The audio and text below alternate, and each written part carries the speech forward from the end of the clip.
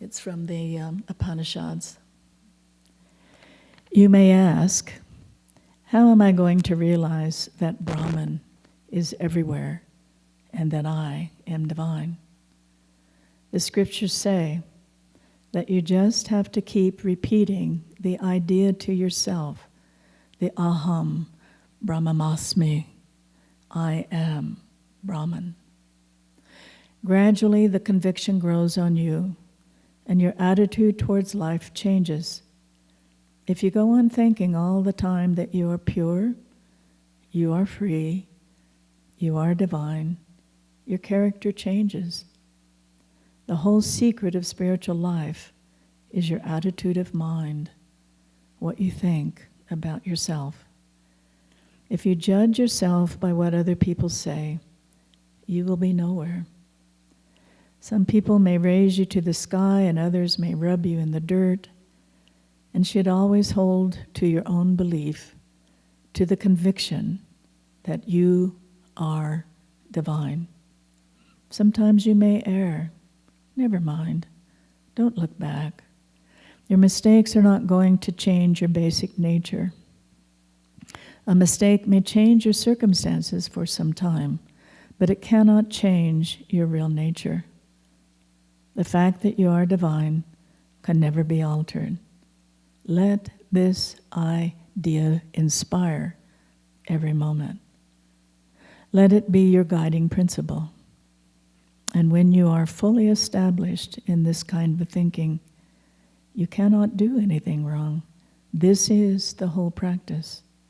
Nothing else is necessary, but you must do it yourself. Teachers, books, and other things help, but in the final analysis, it is your own effort alone that takes you to the goal. And so that can be looked at in two different ways. One is there's an ego that's going to get you there. Give that one up. It gets you to the door. It gets you kind of, available. But the big view, that you're looking for is that is moving through your life. And is that brings forth relationships and circumstances and places upon the planet and different teachers and traditions. It's that source of wisdom, that source of brilliance, that source of the divine that is moving through your life.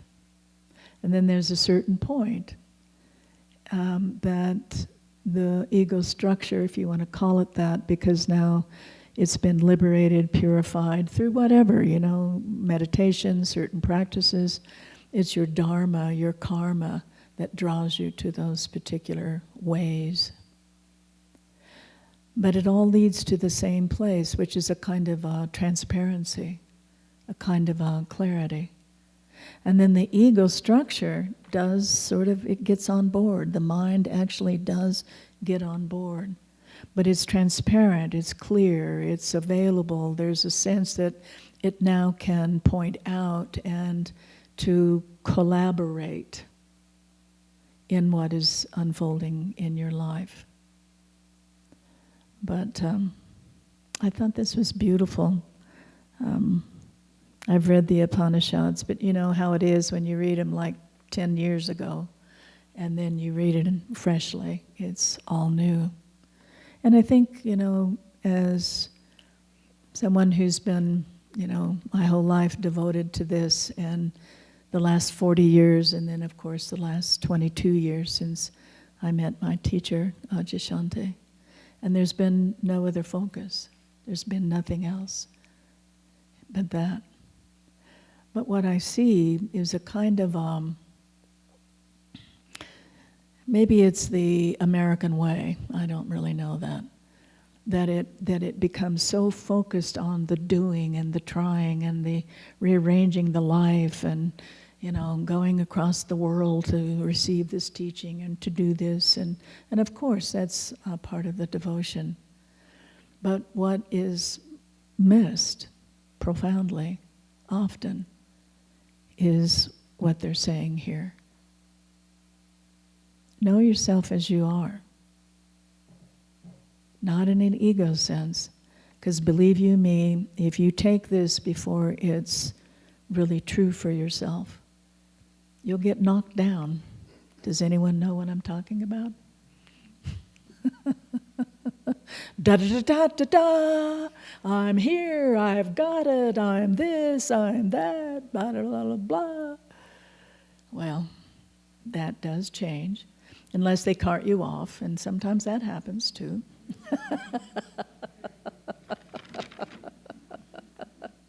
There's it's not uncommon. It's less common than it used to be, because people in this now know what's going on.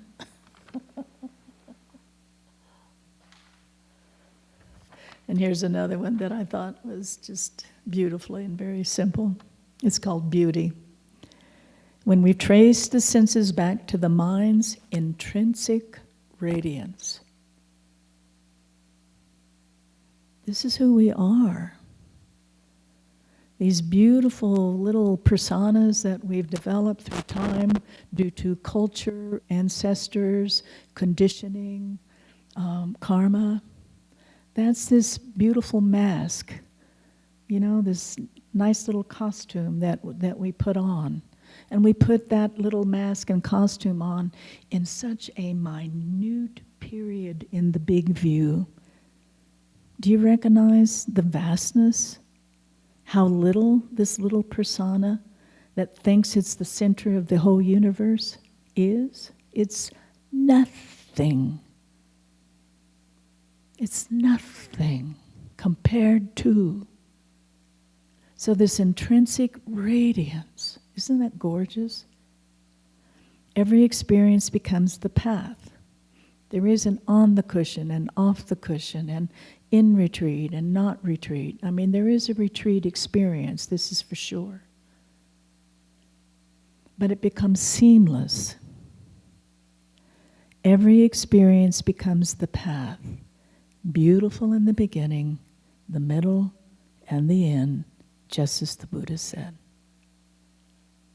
And I don't know how many times I've told myself in the midst of some apparent crisis that me being maybe a little bit of a drama queen, we don't know about that, but probably so. And just blow it all up, this is a big deal, this is a big deal going on here, right? And I'll say that, these simple little mantras, they come up, and it's like, there's a beginning, there's a middle, and there's an end. It's a direct teaching from the Buddha. And it's so helpful. It's so helpful. Because the crisis can, it's tearing your whole sense of self apart. It's going into the deepest pockets of wounding and pain that is there because you've not been able to, in the moment it happened, to deal with it. It just wasn't possible at the time. It's actually love that puts it in these little places and go, okay, sweetheart, when you're ready, when there's enough brightness, enough realization of your intrinsic radiance. And then that intrinsic radiance called love, the dynamic aspect of silence, it then shines the light on it. And it brings it forth. And at a certain point, after believing of it and, carrying on and telling all your friends and, really blowing it up or denying it, depending on how you're wired up. I didn't deny it, believe me. Everything was up and out. And I talked about it. My poor husband.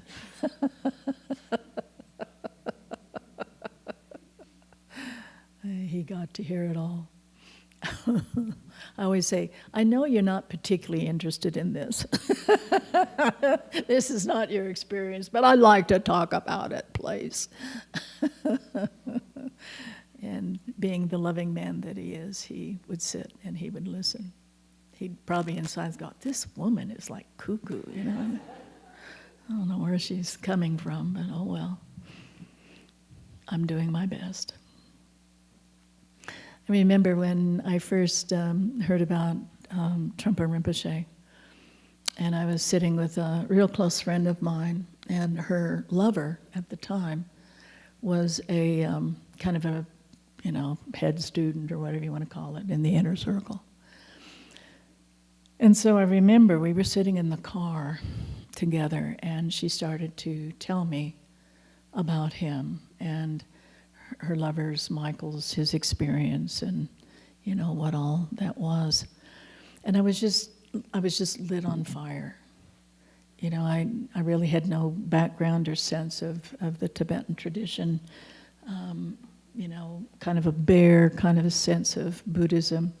What I had heard about Buddhism that it was drawn to is that you could just sit down and directly access who you are.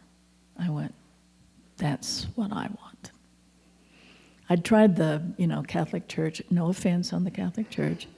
I joined the Catholic Church and I dressed up. I liked the hats, right? That was kind of the highlight. And, because I'd had mystical experiences in the Catholic Church. And, I tried to have my husband go, and he went, I went to Catholic services 6 days a week. I will refuse to go another time. So I, dressed up my son, and I wore my hat, and, but, it just didn't work out. It wasn't right for me, even though I loved Jesus, and I loved God, and I'd had all these golden, mystical experiences in and around the church. So anyway, I get in my car. I'm living in Colorado Springs at the time.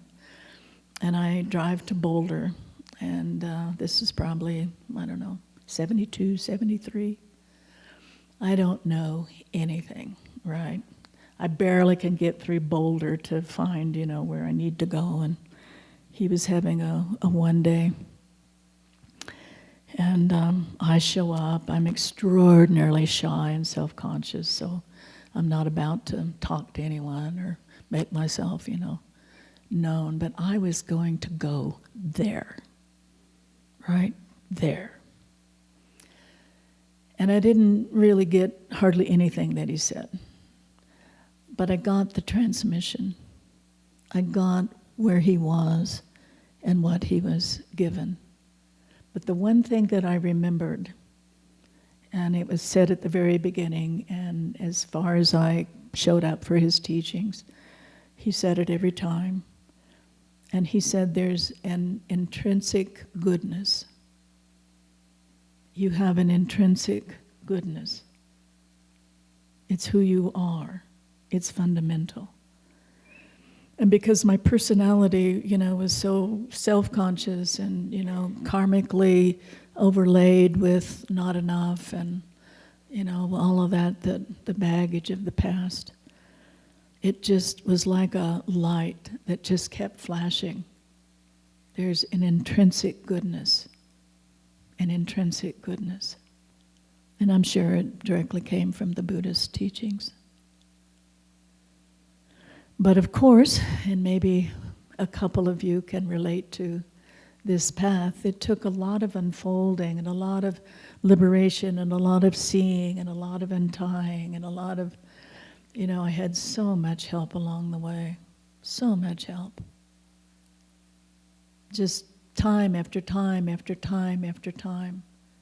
A healer or a seer or, a counselor or a teacher or some kind of an experience in nature. Nature's a profound teacher. Would just show up at the exact same moment, the exact same timing. And it revealed and unfolded and untied. And if you start to look at what obscures, the web that obscures you from fully recognizing who you are, it's just this tangled web that's created a certain kind of shield or density. That's all it is. And it literally unties. I was talking to a friend, and it's like a knitted sweater, and you just pull the string and it just